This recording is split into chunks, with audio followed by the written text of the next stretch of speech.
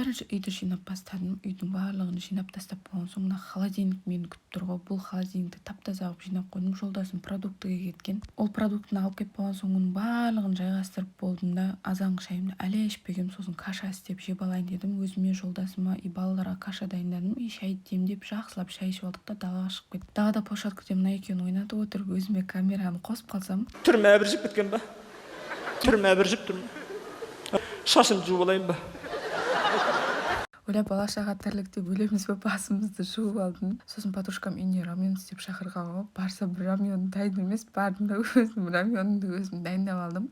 Ол өзіне дайындады, сонымен бетіне сырын қойып, ол бетіне жұмыртқасын жарып, әйтеуір осылай рамен дайындап алдық. Кесеге салып жейсің ба дейді. Жоқ, мен осы бұлақтың басынан жеймін дедім. Сөйтіп коласын дайындап, екеуміз біраз әңгіме айтып, Шымкент жаққа дейін барып қайттық.